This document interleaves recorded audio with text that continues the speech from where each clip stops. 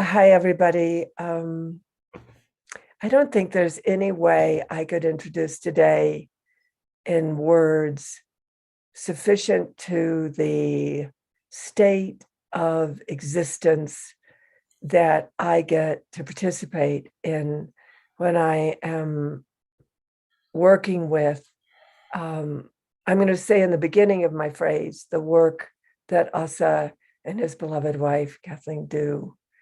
But it goes beyond what I can say, because we have this phenomenon of thinking there's a person and they have a work. So we don't much have a relationship with who we are as feels and who we are as feel beings being feels, whether we're consciously cognitive of that or whether we're just flopping around thinking we're just identities with histories.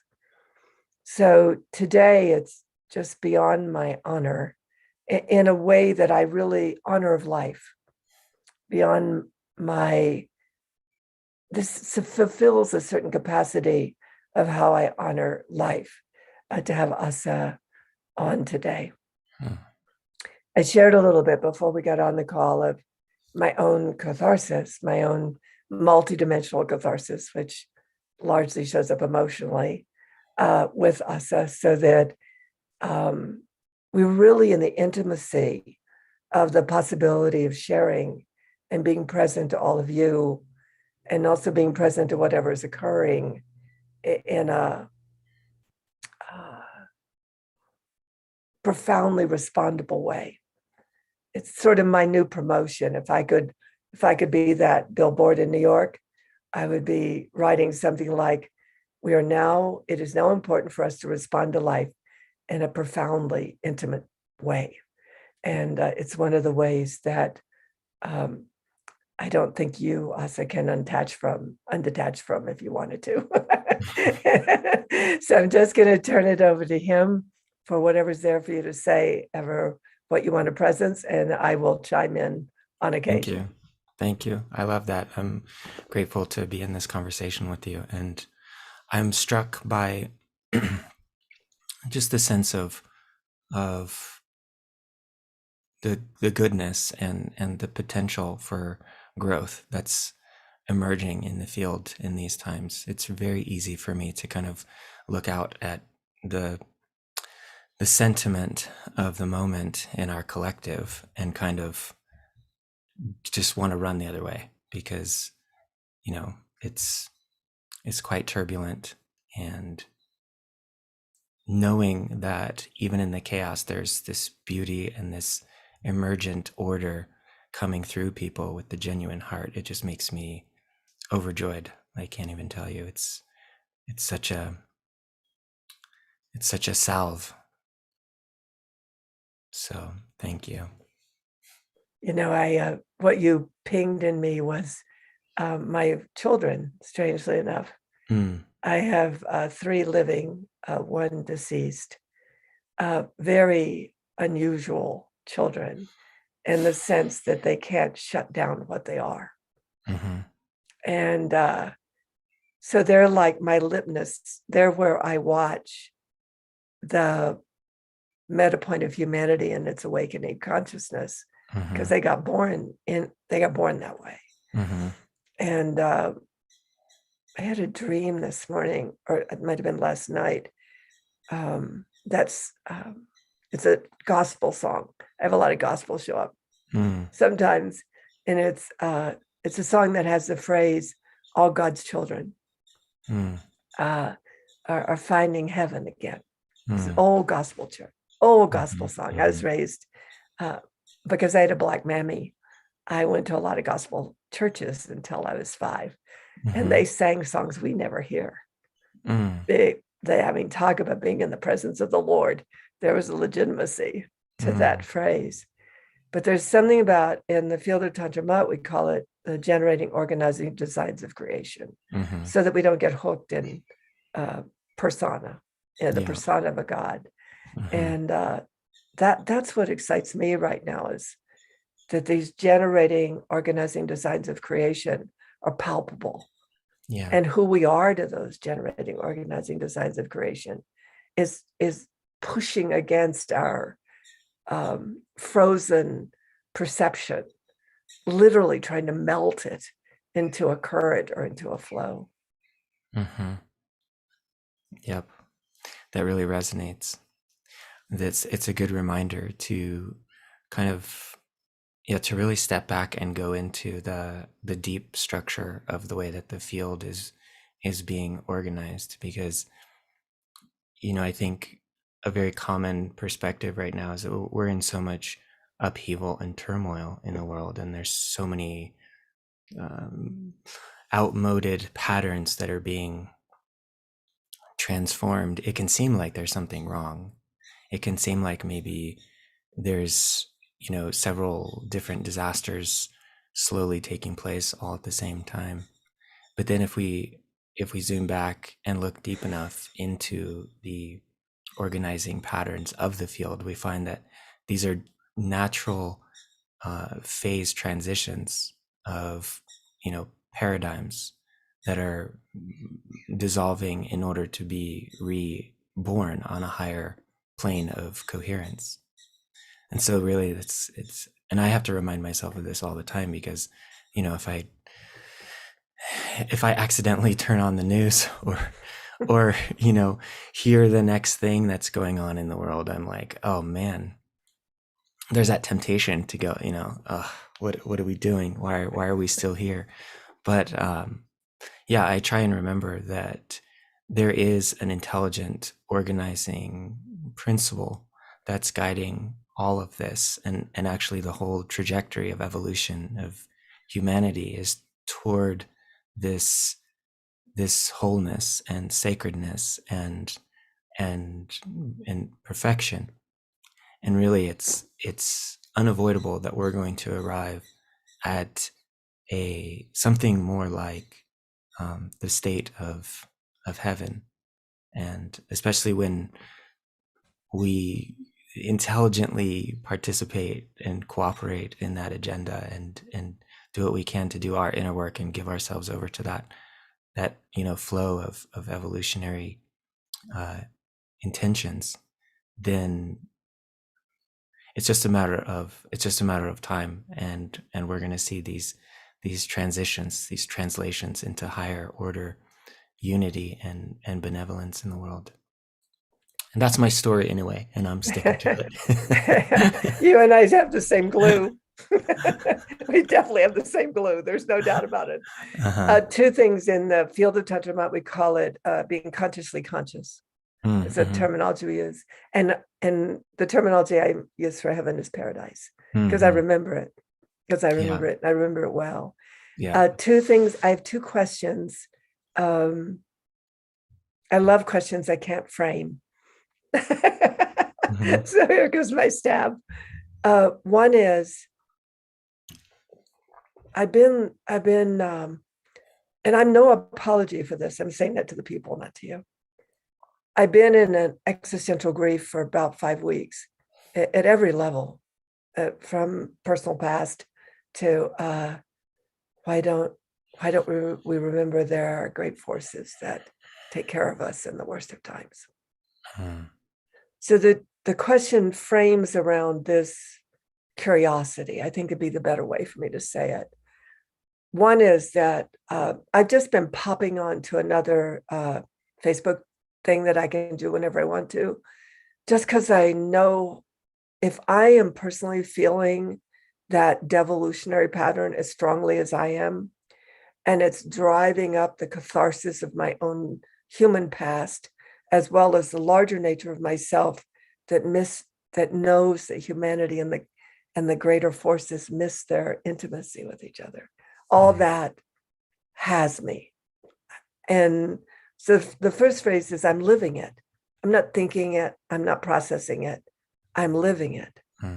And others are living it with less discernment, less capacity for discernment, possibly. So my interest in inviting you on this call, I always have an agenda. I try not to, but it just comes with my package, is that especially when I listen to your conversation about the gamma, because I've had a brain wave test because I'm so odd. And I have very high gamma and very high beta, strangely enough. All my brain waves don't configure like normal people's do or average people's do. But there's something about the importance of having, and I'm working my through into this question, something about the importance of having you on this call, but also as a directive for people to comprehend the value of our brain waves, that there is something about maturing them and taking the less, and when I say attractive, I don't mean repulsive. It means that what I've discovered is we have missing attractors. Let's say 99% of our attractors are survival based. And we're missing the attractors to our brain. We're missing the attractors to our I am the word. We're missing our attractors to the higher functions of our consciousness. So anything, because I want to give people threads, not of hope, because we can't survive hope right now. We have to get to the intelligence, in my opinion. We have to get to our own intelligence. We have to get to our own consciousness, because we have to survive the devolution. We literally have to survive the very fact that we're being rotor-rooted through our own subconscious to have what I think, although I don't like the frame of it yet, I don't get it. There's something missing in my own cognitive awareness about it. There's something I know. I'm smart enough to know my emotional patterns are moving through a devolutionary catharsis. My body is healthy, couldn't be more healthy, which is totally off the charts. But I'm also seeing people that don't have that cognitive perception. So any information you have, anything to share, so that people can have a chance at building their own cognition and building their own consciousness through active cognition. And for those of you who don't know what cognition means, it means to be able to think straight, just simply said. Yeah. Well, there's a lot of threads in that question, so maybe I'll kind of meander around several of them and maybe hit some resonant points. But I think maybe I can go back to a little bit of my inspiration and motivation in this. It was I had a severe traumatic event in early childhood. I lost my mother when I was 2.5 years old, and I was in a house fire and sustained third-degree burns on 37% of my body. So my life has been a meditation on death and loss and survival, and how to heal, how to become whole after the world has shown me that it's fundamentally unstable and uncertain. And so I got into a habit early on of asking the hard, deep questions and trying to figure out what I need to do inside, mentally, emotionally, and cognitively, to be able to adequately develop myself to meet those answers that could come. And so it's been a long, grueling path toward that. So a lot of my inquiry around these things have been to try and find some sense of stability in the presence of absolute terror and uncertainty, in the fact that I'm going to die. We're all going to die. We're going to lose everything, and we can't really count on anything much beyond that until and unless we develop our sensory capacity and our understanding, our cognitive capacity to see beyond the appearance of things, to see beyond the temporary ego, mind, and physical world. So I went to, as quickly and as deeply as I can, to acquire the right kind of tools to understand what really is beyond the physical temporary experience. And of course, that was, at least initially, to get away from the pain and grief and loss. But eventually it turned into something more of like being enamored with the sublime and being in the love affair with with the divine and with the sublime. Because ultimately, I mean, once you get a little taste of the fact that we're in this multi-dimensional, ecstatic universe that is highly ordered, highly benevolent, deeply in love with all of creation, and seeking to elevate it to its own uh, unbounded joy. And we know that the universe is structured in such a way that consciousness is destined to arrive at that state ultimately and finally, and that's the path and the destination all at the same time. And then the question becomes, so how do I make myself a ready vehicle, a willing participant, adequate to the challenge of receiving that ecstatic illumination? And it's because it's not easy to even suspect that there is something like this divine intention for all creation, to delight us in the absolute sense.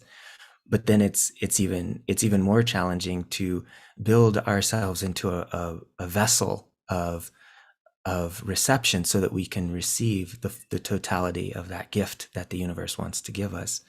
And so it's like the cognitive part of it is one thing. I mean, it's understanding how to use logic and reason and find the most effective ways of thinking through what our life is like and what our potential is and who we are as individuals and what is the nature of this situation we're living out. It's but it's also something that it's like, well, if we are, I'm not a big fan of the word programmed, but if we are kind of carrying with us some of these old patterns of error and ignorance, and those things they're like anchors holding us to our our our our I guess kind of laziness, for lack of a better term, not wanting to put in the effort, to like figure things out and to make life better and to live up to our potential and be a gift to others in the world. Then I think one of the most useful things we could do is see things so clearly, see things so accurately that we don't have to discipline ourselves. We don't have to change our motivational systems or our value systems by our own personal will. We just have to simply let ourselves experience the consequences of observing truth, observing the reality. And that for me has been one of the, I mean, it's incredibly helpful because I can't change myself. I'm not disciplined enough to work any harder or to be any more gentle or loving or kind. But when I see what the universe is, what the fundamental nature of my own consciousness is, when I see what the universe is up to in terms of the evolutionary process, when I see how it's only doing this one thing of incarnating love, that fundamentally moves me and changes what capacities I have access to and gives me, it just plugs me right into that electricity of generativity. and and that seems one of the main ways that has become accessible to me is through working on my cognitive abilities, working on my concentration, my ability to focus enough to see what's really going on here and what the universe is really like and what the nature of the human soul is really wanting, is really needing, and ultimately what the nature of nature is. So it's having that cognitive capacity to look very deeply at things, to look beyond the surface of things, has been, I think, one of the most useful things that has led me into just really feeling enlivened by the sublime. Mm-hmm. So I don't know if that touches on all those threads, but that's what I got for now. Well, I'm doing my response, chat response. We're doing chat response here. I don't know how to frame the sentence. I had a brutal childhood with my mother. And when I used to lead courses, when people would start validating their victimhood, I would give them my story, and it usually shut them up quite well. But it wasn't to shut them up like I had it worse than you. It was because I needed to shut them up so they could hear paradise again. I needed them to, like, through all those, from my birth, I was a preemie. And probably by my first cognitive thought was something is terribly wrong here. That was probably my first cognitive thought. And with that 3-year-old ability not to be able to do anything about it, I didn't do too good for quite a while. But it was because I remembered something that wouldn't let me forget. When people ask me how I got this way, I said, I didn't learn to get this way. I learned how to survive being this way. Yeah. Because I couldn't forget. So that's one piece. The second piece is I think that I am watching what I call the self-rise in the human psyche. It doesn't have an opinion about its history. It is just becoming alive again with, as near as I can tell, zero cognitive awareness in the present personality structure. It's like we bought the storyline. The personality structure bought the storyline. I'm going to go to the word you said, laziness, because I call it lack of attractors, lack of registers. So one of the things I like about the source vibration work is it triggers those registers. It makes those registers. I would bet money if we interviewed people that do your work, including myself and my people, that we would say that we started to have registers for something we had not had registers for before. Yeah. And then in this conversation, it really is everything returns to love. There's no capacity on this planet for it to do anything else. I mean, to do is see a bird. It just doesn't have the ability. The ability to do it in a timely fashion has been my interest. The ability to do it in a timely fashion has been my interest. And my present assessment is this very first thing you talked about. The beauty of having to survive severe trauma is that you either comply or you survive and transcend. It pretty much doesn't go any other way. What I'm looking for is that juicy moment when the human being remembers paradise. And like you said, and regardless of what's going on, their craving is to seek the divine, to seek the sublime. And it's sort of like flicking the cockroach off your shoulder. Please don't bother me. I'm busy with my sunflowers and my Shasta. And I feel we're in that, because I've worked since I was 19. I call myself a meta healer because I don't like the frame of healer. Returning everything to its original nature, its original design is what I call a meta healer. But it feels like we're in this critical edge moment where whatever we can do to ping open those registers of seeking the sublime, not even the sublime, but the craving of the sublime, the craving of paradise. For me now, perceptibly, it is a survival need because the ground is falling out from under us. The storyline is, realities fight to keep their dominance. It's impartial. It's totally impartial. It's not identity-based. It's matrix-based. So for us to move through the next 3 years, how do we trigger that register of, regardless if you're in the garbage dump or not, you're seeing everything beautiful. It's not Pollyanna. It's not rose-colored glasses. It's Yeah. registers in the human psyche. Mm-hmm. Yeah. Over to you. I think that's a great way to put it. Registers almost like receptor sites in the neurons, or vessels of reception is one of the ways that the Kabbalists talk about it. Cups, that we can receive into.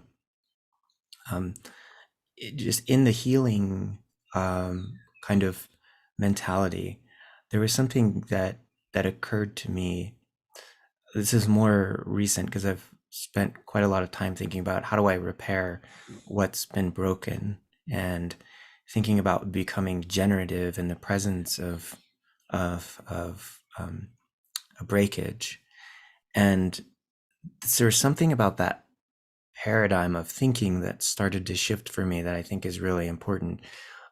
And it's something like, I don't know that I've ever tried to put this in words before, but it's coming up now. So forgive me if I kind of stumble around a little bit before I find what I mean to be saying. Um, Finding the interpretation of the error of the human condition, and even our personal biographical narrative, finding the error as not being something that was incorrect or problematic, or even a violation or a deviation from natural law, but is actually something that is a necessary and essential component of the evolutionary process. Almost like the contract of, and I can put this back on myself, but the contract of my soul was to say, okay, I need to have the consciousness and the awakening and the intentions of really deeply aligning my conscious mind and my will and my personality level understanding to the highest point. I really need to have that. And I know, because of the nature of physicality, the nature of the world of form is so it's so seductive in its ability to delude the mind, that there needs to be something profound enough to really get that spiritual motor running, to really shatter the comfort of the illusion for me.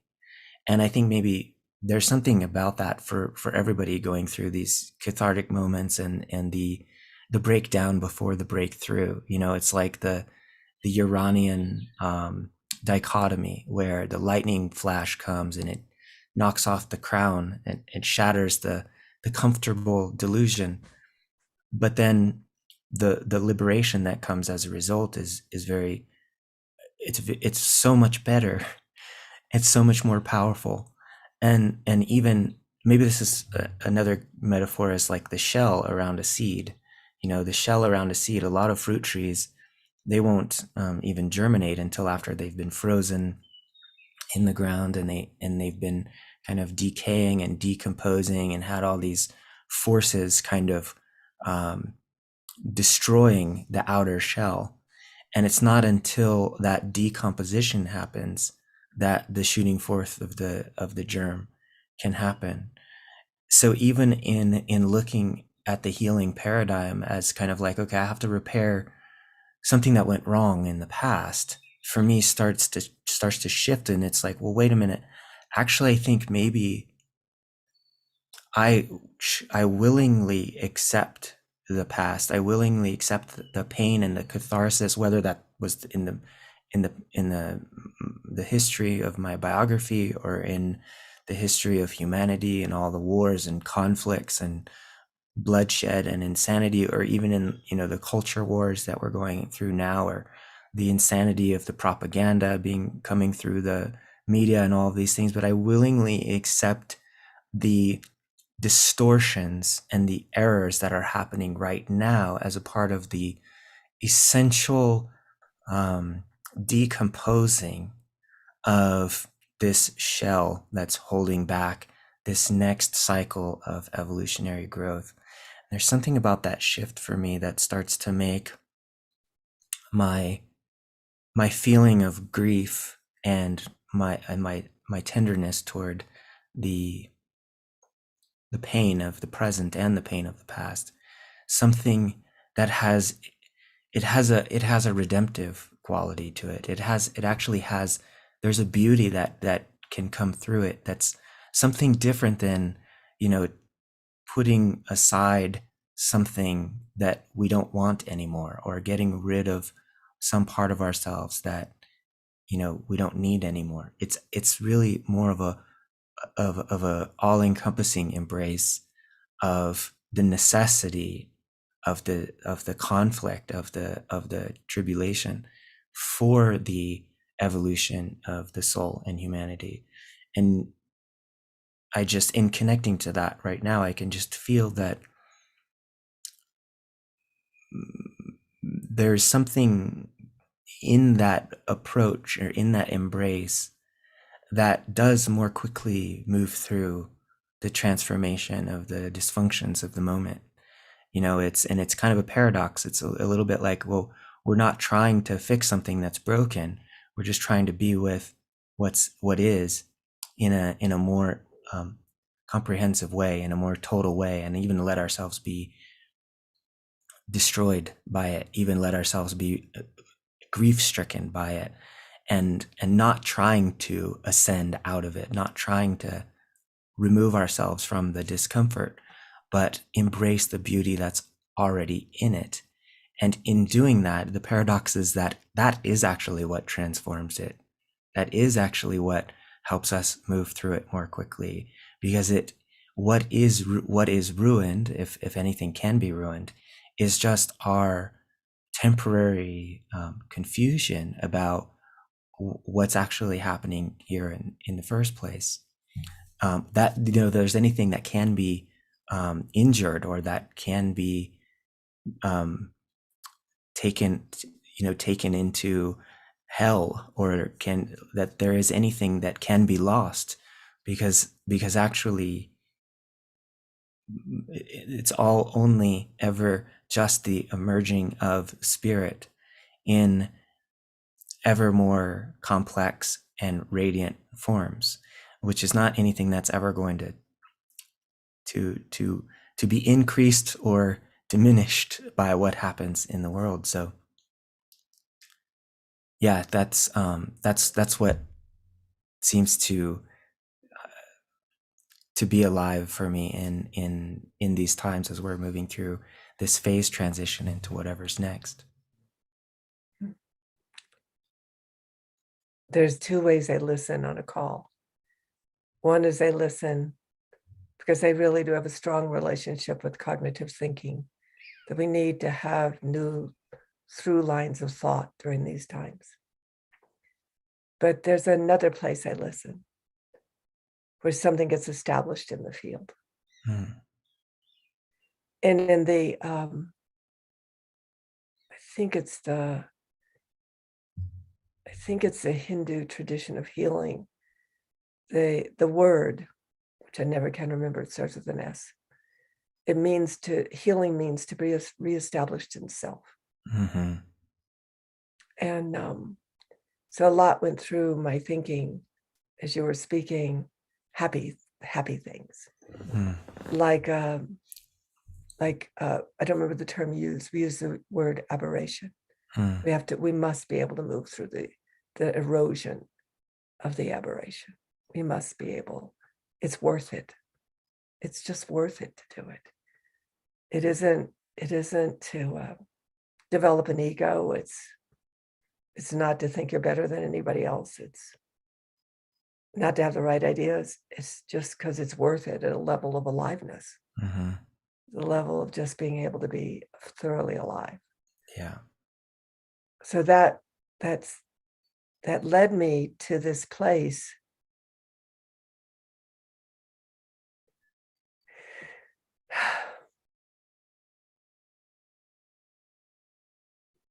of silence. Just for a minute.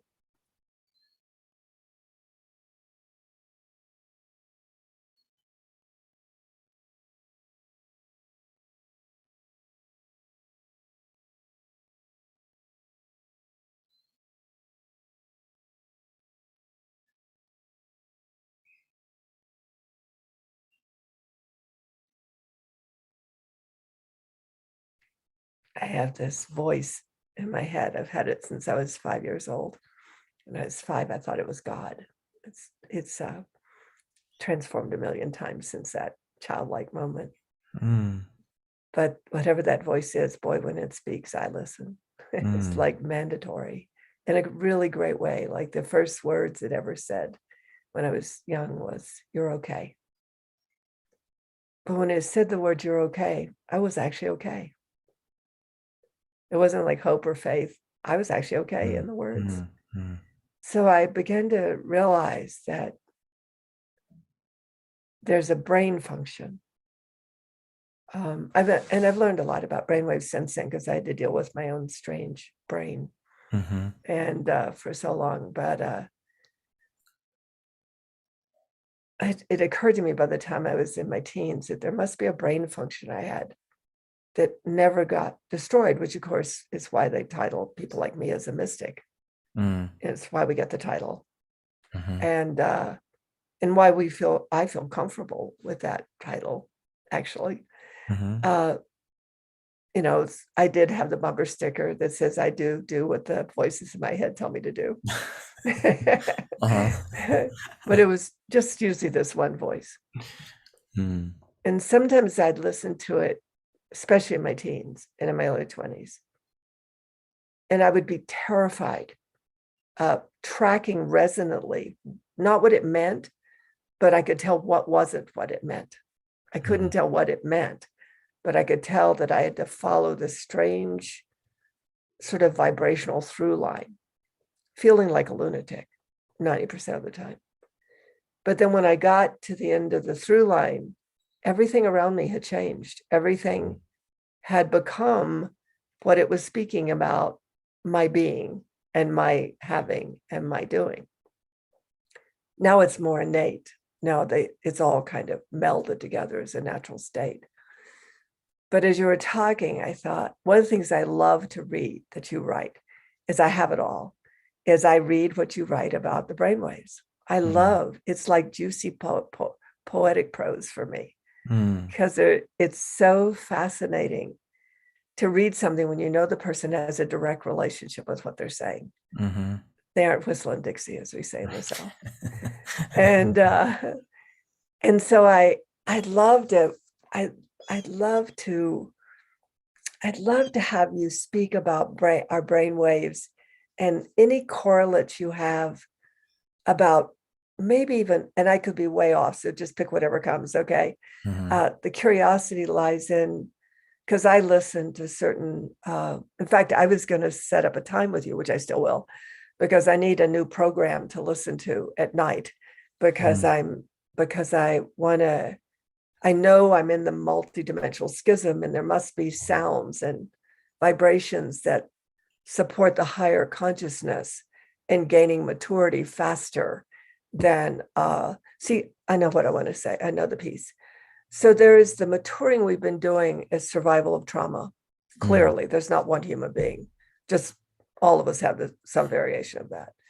But then there's this other psychological paradigm about development of self, development of the consciousness of self.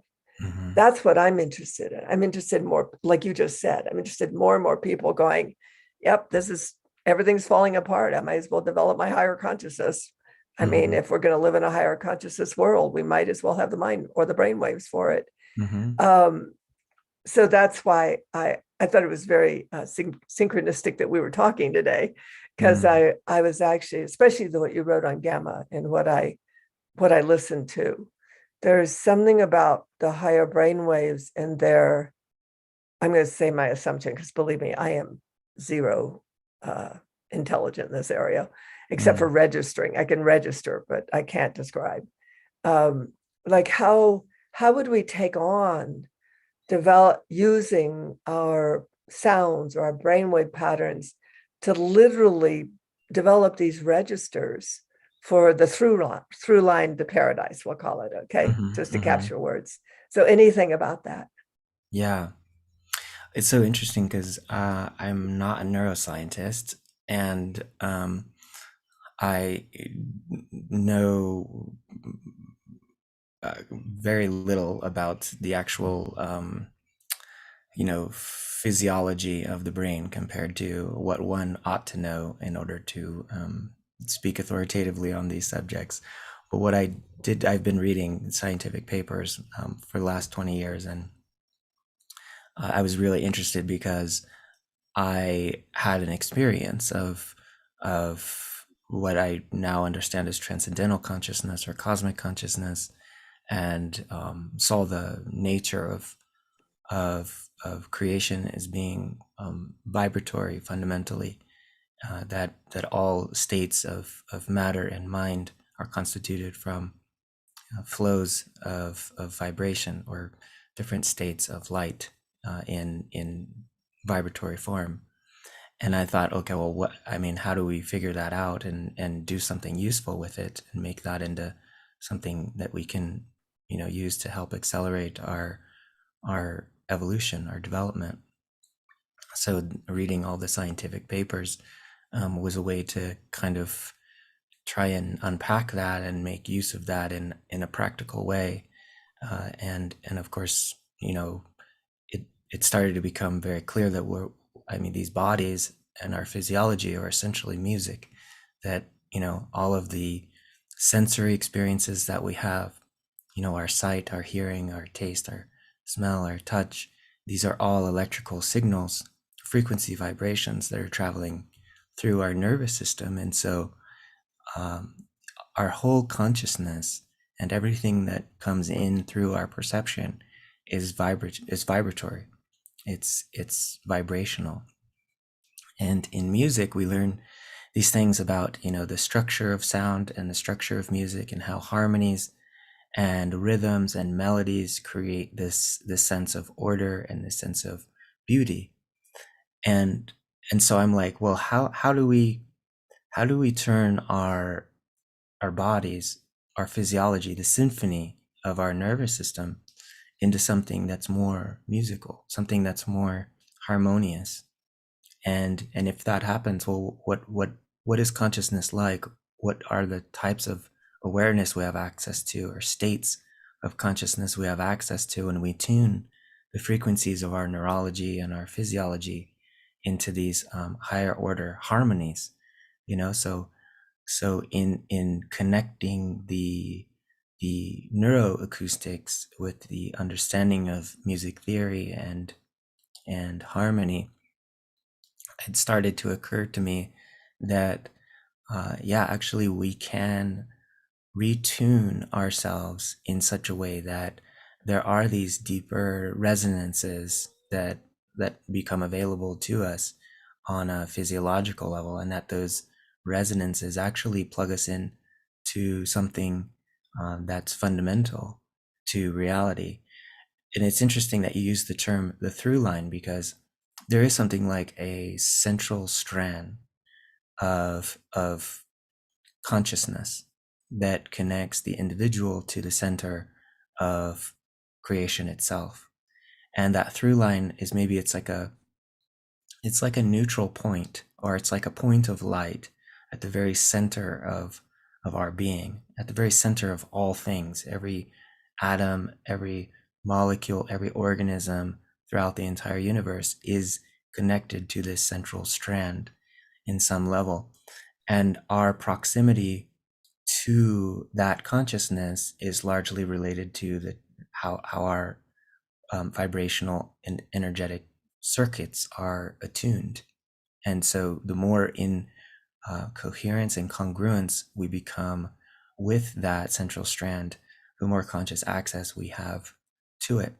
So in gamma, for example, which is the very fastest frequency, somewhere between 40 up to like 120, depending on who you ask. They all kind of have different numbers, but it's a very fast frequency. And when you look at the wavelength, it's like very, very, very, very fast. So you can fit lots of gamma oscillations inside of one delta oscillation, the very slow, dreamless, sleeping one, or lots of gamma oscillations inside of one theta, which is a little bit faster than delta. And so we have these layers of brainwave patterns, and usually they're kind of disorganized. We have some happening over in one part of the brain and some in the other. Some only happen, when we're in certain states of consciousness, when we're asleep or when we're dreaming, or they're like the primary frequencies that happen. But the one thing that coordinates them all and organizes them all is the gamma. And so there's something that happens in acoustic physics where when we have these harmonic patterns happening, where all of these waves and troughs, these peaks and troughs of the waveforms are in symmetry relationships, in symmetrical alignment with the other waves and troughs, what happens is they're node points. There's nodes and antinodes, but they come into connection and concordance with one another. And what this does is it takes, now this is kind of an abstract idea and it's really kind of hard to describe because it is a nonlinear dynamic, and we tend to be very linear in our thinking. If you do this thing to the brain, then you'll have this state, but it's much more nonlinear than that, in the sense that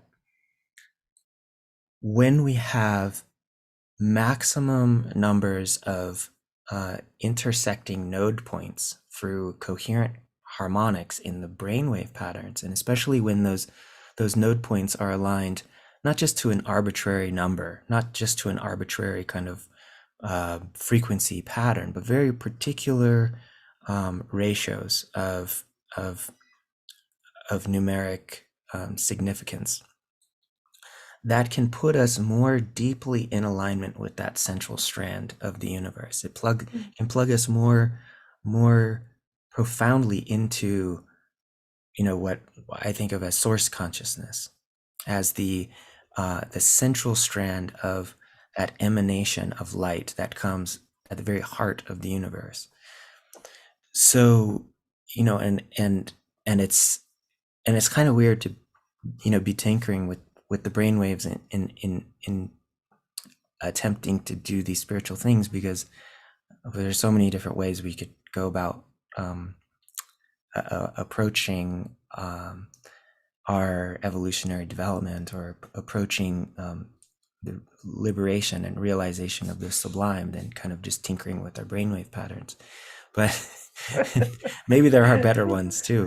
But I found that, it's like there's these two basic dimensions of the human experience. There's the subjective domain, which is all about like our sense of self, our emotional experiences, our psychology, our interior life, and how we understand things. The language that we use, and just the inner structures that we have. But then there's the outer, the objective, and that's the domain of the physiology. That's our biochemistry. That's the way that our, the connectome in our brain, the neural network connections in our brain are organized. It's in the way that, there's the thing that you can point to and say that, as opposed to the thing that you feel, the thing that you experience. And I started to see, coherence as being this intimate relationship between the subjective and the objective parts of life, such that we can use both to approach greater alignment and greater integration. So using, brainwave, so at least very particularly kinds of tuned brainwave music, with that's very intentional in terms of frequency, as well as, understanding the cognitive structures and developing our wisdom in terms of our emotional intelligence, and the psychological resources that we have in terms of our researching the nature of nature, as we, really balance ourselves and work on both of these dimensions of our being. Ultimately, that kind of subject object split, like the division between the inside and the outside, becomes much more translucent, and we can more skillfully, I guess, in a sense, navigate life and navigate the evolutionary process, because we can just sensitize ourselves to the way the physiology is influencing our states of consciousness, or the way that our psychology and our emotional knowledge and wisdom are impacting our physiology. So having an appreciation for both, and working with both, I think is really it's just a really skillful way to try and navigate this evolutionary dynamic that we're all undergoing.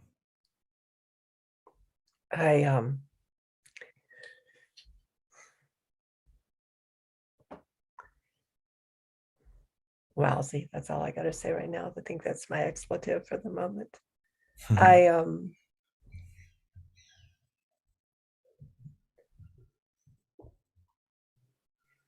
When I think it was 25 years ago now, I started hearing something. I had no way to replay it in language, but it was definitely coherent. That much I knew. And the reason I'm going to bring it up right now is that I think that often we think something has to come to thought before it's real. And that can't possibly be true. Otherwise, when we're looking at the stars, the only way they can exist is if we can think them, and we're busy experiencing them long before we have a thought. But then words began, like a framework, a matrix, a sequencing of words happened, 7 sequencings. And then they began to have language. At the time, I didn't know I was listening to the golden spiral. At the time, I didn't know it. And but then as I began to, someone showed me the patterns of how I was bringing language to words, to the cycle of the kind of framework of an exercise. And then it had a complexity. It had a complexity, like multiple spirals and things like that. But so I asked a friend of mine who works with Nassim Harriman, and I said, can you give any scientific basis to these 7, particularly 7 craving exercises? Because I could feel that it was coming out of my gut. My gut was craving something, and it didn't have language. And I needed to shape that language into coherence, which became these exercises or templates. But the reason I'm trying to do this in a concise way and not use a lot of time is what amazed me when he came back and showed me. I actually have it. I can send it to you. He actually he showed me how in science, field phenomenon, that there's something called a 4th node. You probably know about this too. But he actually showed me how coherence creates a pattern of nodes. And then the 4th node, something can come into existence that never existed before. And he showed me how the creation templates were based on that. And so when I first knew about your work more than you, the part that intrigued me was the Fibonacci sequencing, the spiral sequencing. And then, so we began to play them when we would teach the 7 cravings. And then one of then this person put together this coherent field sound system for me, where it would literally, the computer would replace the missing harmonics so that you had a coherent field. It was fascinating. Wow. And one day he said to me, these 7 language exercises are exactly the same as these 7 Fibonacci sequences. And he showed me how on the computer. And it made me excited because right now I'm under a lot of pressure, I guess you'd say, because I know that somehow we've got to produce. My feeling is that, and I want your, and I am actually asking a response to this, is what you see about how do we generate, which is why I'm doing CreateAWorld, obviously, but how do we generate a tipping point? How do we generate I can't think of the word I want, a singularity is what, a singularity is really what I'm after. Yeah. Because it's necessary right now, not because it's a good idea. And so many talk about linear mesmerization. So many people are in that linear mesmerization. But my experience is that we're at a crisis point where that coherence needs to become a singularity. That's the only phraseology I have at the moment. And just anything you have about that. Yeah, that's a great question. Well, a couple things come up. So I'm really interested to learn more about the templates that you created with the 7 cravings. That sounds inspired. And I get a sense that there is an emergent phenomenon that is happening throughout many of the luminaries in the world right now, where, it is the intelligence of spirit that's moving forth in an emergent way, in a way that nobody can really control or predict. That's all a part of the divine plan, and we're all being kind of moved in the ways that we are to support that plan, sometimes not even really knowing why or in what way. Just like you said, we don't really need to have the words to describe something in order for it to be real. And that's certainly my experience. It's been my experience from the beginning of my music project. It's taken me many, many years to try and be able to put into words why it is what it is and why it does what it does.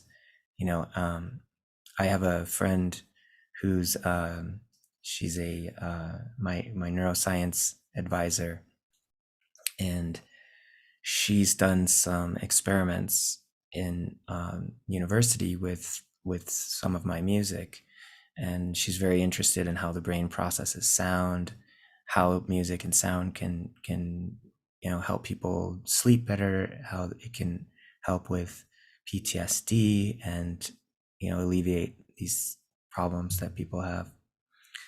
So they did an experiment with it was one of the pieces of music from Sonic Medicine. I believe it was Growing Crystals. And this piece of music doesn't have any brainwave frequencies in it. Like a lot of my music does not have brainwave frequencies in it. But they were noticing that it was putting people into the theta state almost immediately. And they couldn't understand why. And I was telling them, like, you guys, this has no brainwave stuff in it, so it's it's probably if it's doing that, it might be the placebo effect, or it might be something else. And they're like, no, it's it's definitely not that, because they controlled for that on some level. And they're like, well, they called me to ask, like, what did you do, how is this different? And I explained, well, there's a tuning, I'm using a tuning system, I'm tuning it to 432A, and then I select what the music is going to do based on these kind of archetypal patterns that I've tuned into.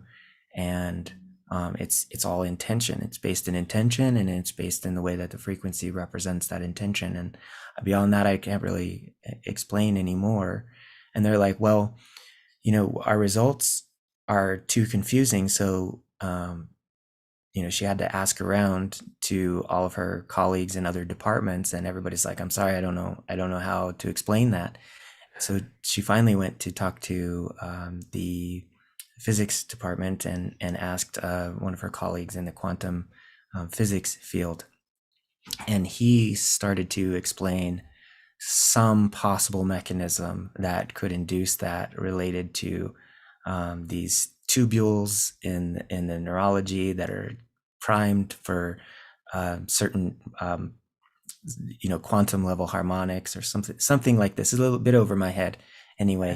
But she seemed to kind of be satisfied that at least there was a theory of an explanation of why there could be some impact that was not understood by conventional mechanics. And Right. um, so, but I made this music, it was probably 13, 14 years ago at this point. And at the time that I was making it, there's no way I could have told you that I was going to do something in that moment that was going to have those kinds of impacts on people. Um, that wasn't my thought at all. My thought was, use me, spirit. Let me, let me be a blessing. And, through this, simple means. Yeah. And sometimes that really, that really went well. Other times maybe not so much, but At least perceptively. yeah.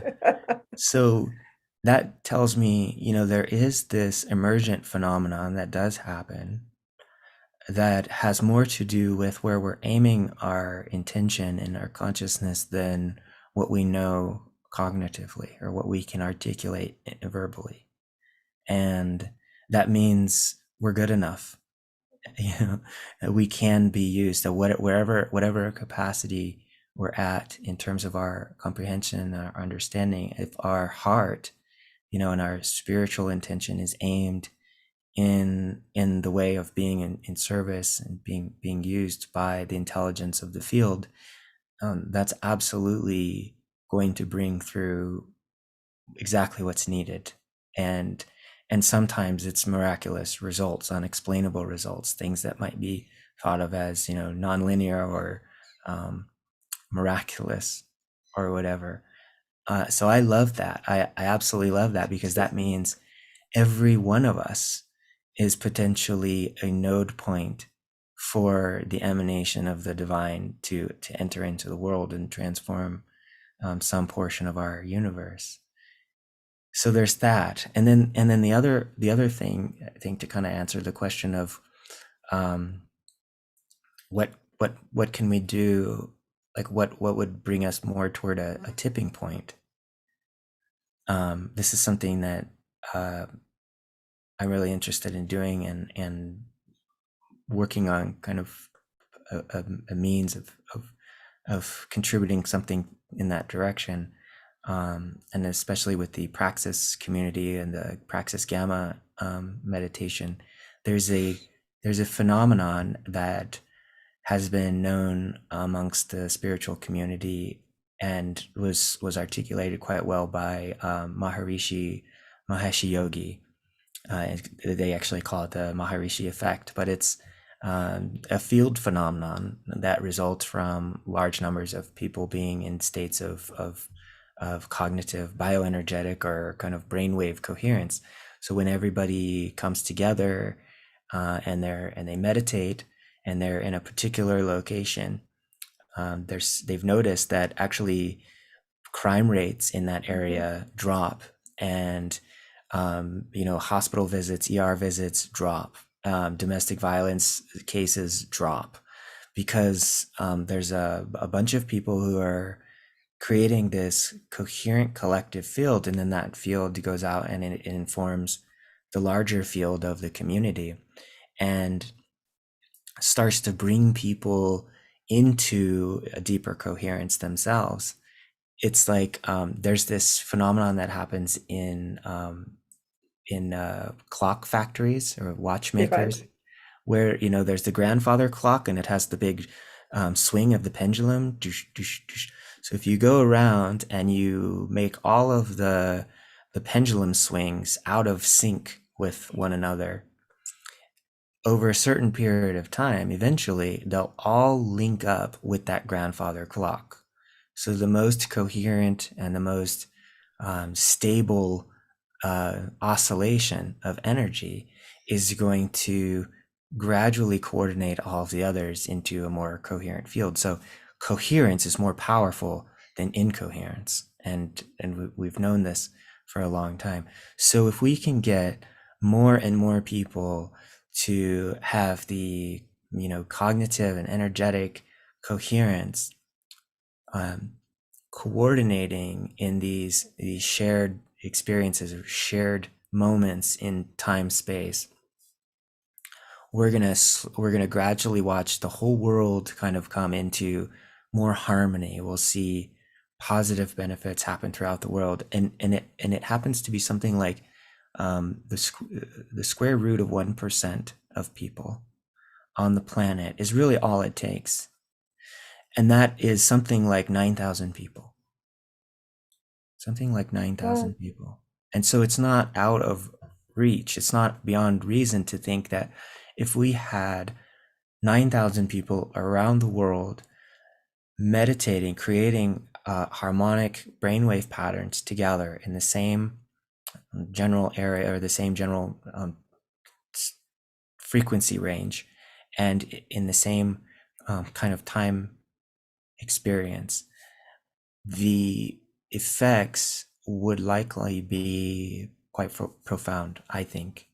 And so we're all kind of doing this like spontaneously and naturally, I think. Like you're with your work, you're creating a field of coherence around you and your community, and everybody who's listening to this right now, whatever spiritual activism work that they're doing, they're creating coherence in their communities more and more. I think this will happen spontaneously, naturally, because this is a part of just the support of nature to move us in this direction anyway. But to the extent that we're conscious of it and can even apply skillfully our knowledge of the modalities that we're using to do this more intentionally, I think we can we can accelerate the amount of time that it'll take to bring us to this universal tipping point where actually the overarching orientation of the collective consciousness of humanity is not so much for you know just I, me, my kind of thing, and like I just need to get what I need, and screw you if you whatever. We're all in this competitive dynamic sort of thing, and that's like the main ethos, I guess you could say, of the collective psyche is I need to survive and I need to dominate and I need to thrive based on struggling against my enemies and all of these things and toiling in order to and doing all this ego stuff, but to have that field of coherence align the collective psyche with that central strand, with that golden thread of light consciousness wisdom, so that the new ethos becomes, how can I serve truth, beauty, and goodness? How can I be a center of expression of love and generativity? And how can I, cultivate this, whatever's in front of me, the garden of my life, in a way that is in harmony with nature and really creates more than is needed even for me, so that I can be a benefit to the next person next to me.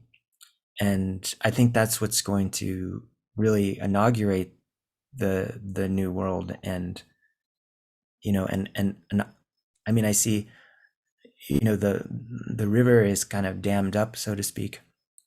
Right now there's a lot of potential energy that hasn't like really been harnessed just yet. But at a certain point, there's so much weight of that healing water, that the dam's not going to be able to hold it back anymore, and it's gonna crack and it's gonna burst forth, and it's where just the loving kindness is not even something we have to strive for, but it's going to be something that's just saturating all of us because of um, our realization that actually that is what life is. That is what we are.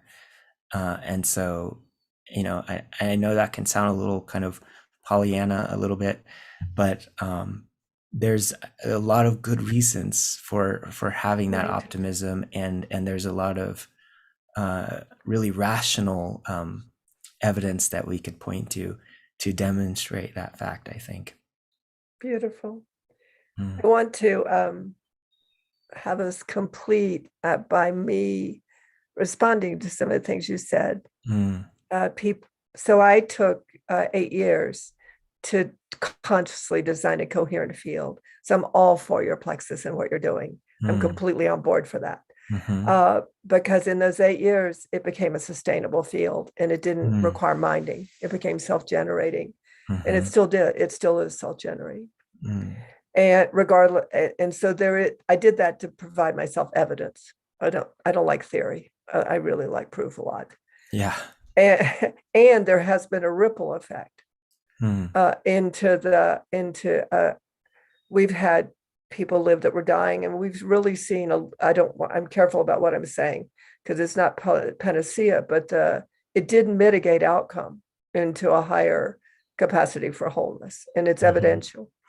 I don't bring it up and I don't talk about it because we have the wrong kind of mind for it still, but it did work. So that's the first thing I want to say as we complete.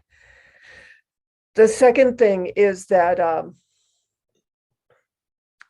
I started CreateAWorld literally because people just need a place to hear. Any of us, they just need a place to hear, because in my experience, the dam is breaking.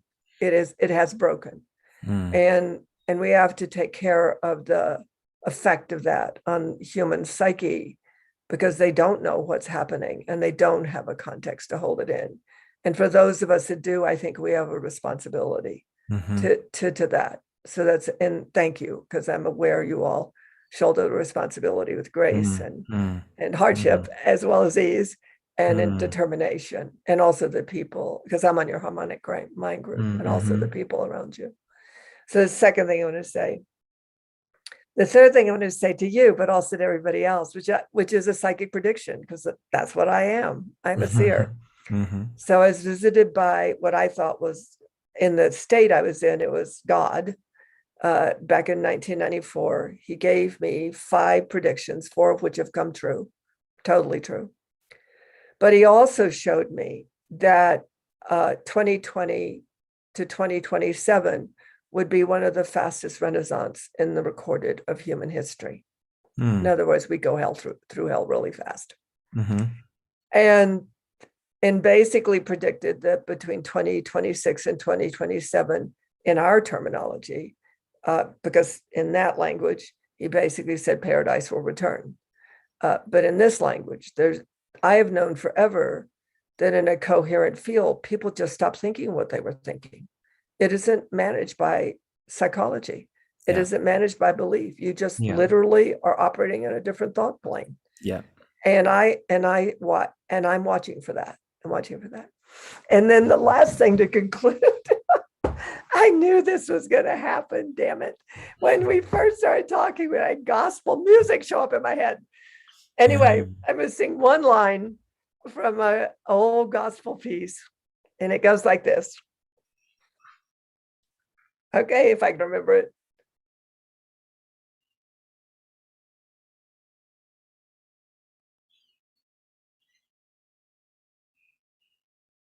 Just as I am, without one plea, O Lord, my God, illumine me. That's my thank you to you. I love that. Thank you. And may we meet again. Yes. Thank you so much for having this chat with me. I really appreciate it. And I deeply, profoundly loved every single minute. Have a great day, and love to all of you.